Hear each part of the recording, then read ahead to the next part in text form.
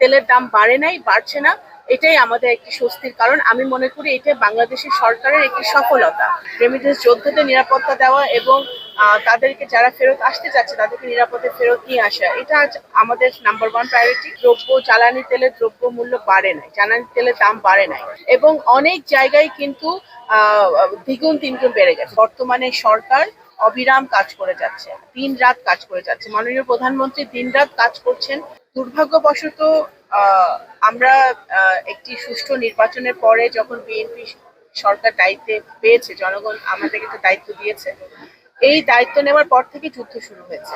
মধ্যপ্রাচ্যে যে যুদ্ধটা চলছে, এখানে আমাদের সবচেয়ে বেশি এফেক্টেড হচ্ছে ইমিডিয়েটলি, সেটা হচ্ছে আমাদের বাংলাদেশি প্রবাসীরা, আমাদের রেমিটেন্স যোদ্ধারা যারা ওখানে আছেন, তারা সবচেয়ে আগে এফেক্টেড হচ্ছে।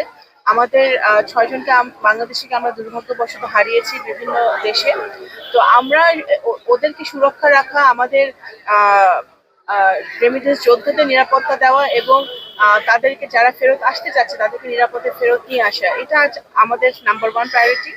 তারপরে হচ্ছে আমাদের, দেখুন, আমাদের আমাদের অর্থনীতি যাতে এফেক্টেড না হয়, আমাদের জ্বালানি তেল এবং আমাদের অন্যান্য দ্রব্যমূল্য যাতে আমাদের সহনীয় পর্যায়ে থাকে, আমাদের জনগণ যাতে একটা কমফোর্ট জোনে থাকে, সেই জন্য কিন্তু বর্তমানে সরকার অবিরাম কাজ করে যাচ্ছে, দিন রাত কাজ করে যাচ্ছে। মাননীয় প্রধানমন্ত্রী দিন রাত কাজ করছেন এটা নিশ্চিত করার জন্য সকল মন্ত্রণালয় যাতে আমরা একইভাবে আমরা কাজ করছি, যাতে আমাদের জনগণ কমফোর্ট জোনে থাকতে পারে, কমফোর্টেবল থাকতে পারে এবং আমাদের দ্রব্যমূল্য সবকিছু যাতে সহনীয় পর্যায়ে থাকে, সেটা আমরা চেষ্টা করে যাচ্ছি।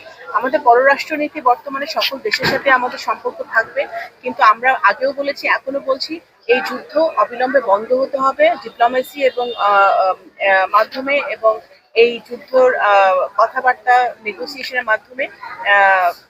এই মধ্যপ্রাচ্যের দেশগুলোর যে ক্ষতিগ্রস্ত হচ্ছে, বিভিন্ন দেশের জনগণ যে ক্ষতিগ্রস্ত হচ্ছে, অর্থনৈতিক ক্ষতিগ্রস্ত হচ্ছে, এই সকল ক্ষতি বন্ধের একটাই উত্তর, সেটা হচ্ছে অবিলম্বে যুদ্ধ বন্ধ হবে।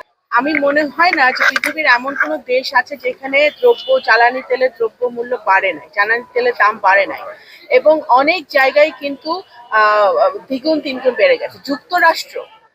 যুক্তরাষ্ট্রেই জ্বালানি তেলের দাম অলমোস্ট 50% বেড়ে গেছে।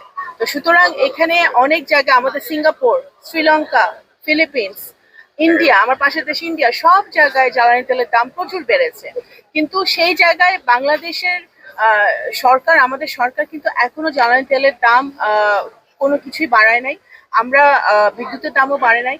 আমরা চেষ্টা করছি যে জনগণ যাতে ভালো থাকে, আমাদের সকল পর্যায়ের মানুষ যেন ভালো থাকতে পারে। অ্যাটলিস্ট এই যুদ্ধের সময় তারা যেন তাদের যাতে কোনো সমস্যা না হয়, সেটা কিন্তু আমরা নিশ্চিত করার চেষ্টা করছি। কিন্তু বাংলাদেশের জনগণ, তাদেরকেও বুঝতে হবে যে আমাদের লং টার্ম চিন্তা করতে হবে সরকারকে। আমরা শুধু এখনের কথা চিন্তা করতে হবে না, যদি আমাদের ভবিষ্যতের কথা চিন্তা করতে হয় তাহলে আমাদের জ্বালানি তেলের দাম হয়তো কিছু অ্যাডজাস্টমেন্ট হতে পারে, কিন্তু সেটাও আমরা মনে করি যে আমাদের জনগণকে কমফোর্ট জোনে রেখেই সেটা হয়তো হবে। বাট এখন পর্যন্ত তেলের দাম বাড়ে নাই, বাড়ছে না, এটাই আমাদের একটি স্বস্তির কারণ। আমি মনে করি এটা বাংলাদেশের সরকারের একটি সফলতা।